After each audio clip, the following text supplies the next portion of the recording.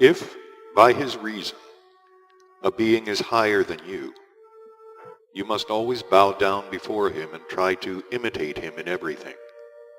But if he is lower than you must be just towards him, because you once occupied the same place, according to the sacred measure of the gradation of reason of our Creator and all-maintainer.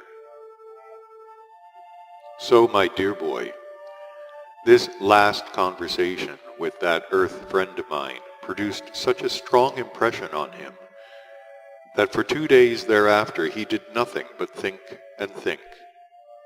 In short, the final outcome of it all was that this priest Abdil eventually began to cognize and sense concerning the custom of sacrificial offerings, almost as in reality he should have done. Several days after this conversation of ours, there occurred one of the 2 large religious festivals of the whole of Tikliamish, called Zadik. And in the temple where my friend Abdil was the chief priest, instead of delivering the usual sermon after the temple ceremony, he suddenly began speaking about sacrificial offerings. I chanced to be also in that large temple that day, and was one of those who heard his speech.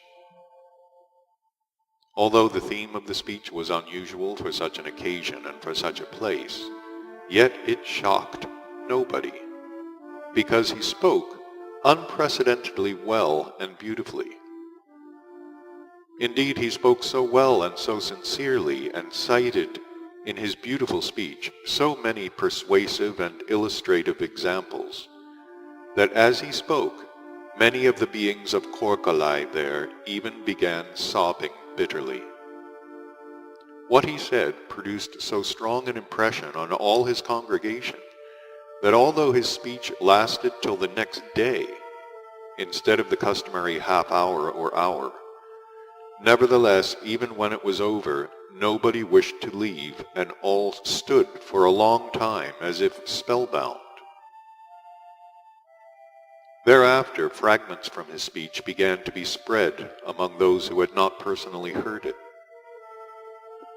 It is interesting to notice that it was the custom then for priests to exist simply on the offerings of their parishioners, and this priest, Abdil, had also been in the habit of receiving from parishioners all kinds of food for his ordinary existence, as for instance roast and boiled corpses of beings of various exterior forms, such as chickens, sheep, geese, and so on.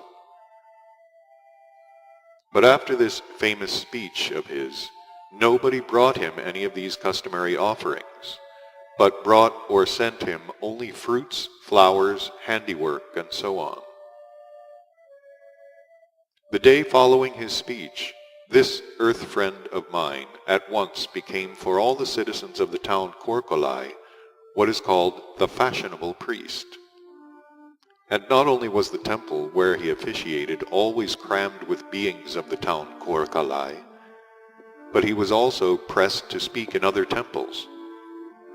He delivered many such speeches concerning sacrificial offerings, and each time the number of his admirers grew and grew, so that he soon became popular not only among the beings of the town Korkalai, but also of the whole of Tikliamish.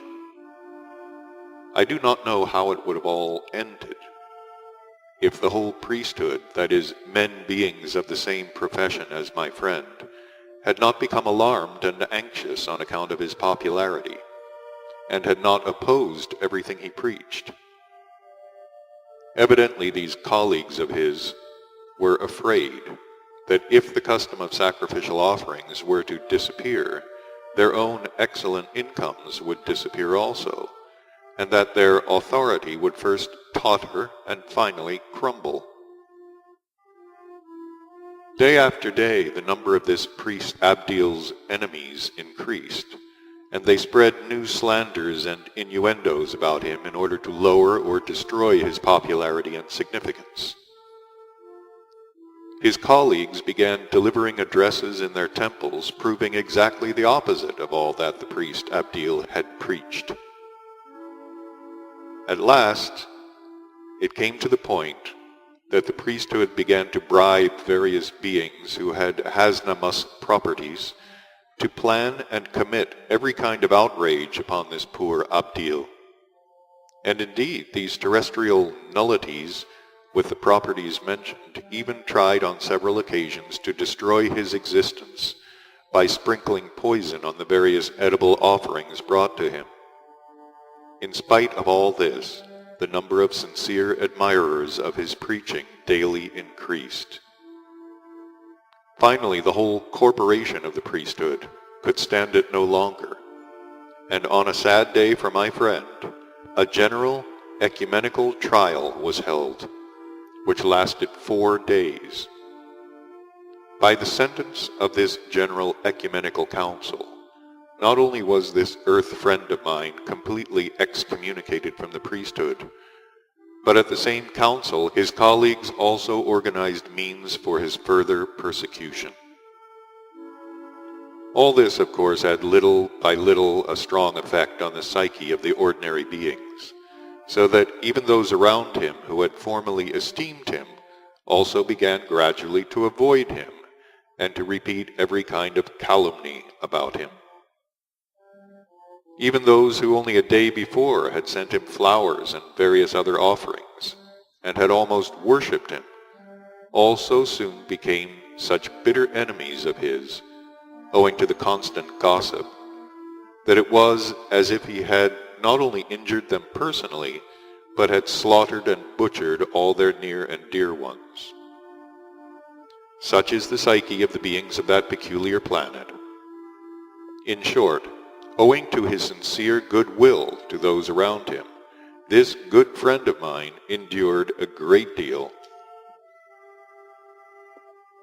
Even this would have been perhaps nothing, if the climax of unconscionableness on the part of the colleagues of my friend and the other terrestrial godlike beings around him had not brought all this to an end, that is to say, they killed him. And this occurred in the following way. My friend had no relatives at all in the city Korkalai, having been born in some distant place. And as for the hundreds of servants and other ordinary terrestrial nullities who had been around him owing to his former importance, they by this time had gradually left him, naturally because my friend was no longer important. Toward the end, there remained with him only one very old being, who had been with him quite a long time. To tell the truth, this old man had remained with him only on account of old age, which, owing to abnormal being existence, most of the beings there reach, that is to say, on account of his complete uselessness for anything required under the conditions of being existence there. He simply had no other place to go, and that was why he did not desert my friend, but stayed with him even when he had lost his importance and was being persecuted. Going into my friend's room one sad morning, this old man saw that he had been killed, and that his planetary body had been hacked to pieces. Knowing that I was his friend, he at once ran to me to tell me about it. I have already told you that I had begun to love him as one of my nearests. So when I learned about this terrible fact, there almost occurred in my whole presence a skini kunarzino, that is to say, the connection between my separate being centers was almost shattered. But during the day, I feared that the same or other unconscionable beings might commit further outrages on my friend's planetary body. So I decided at least to prevent the possible actualization of what I feared.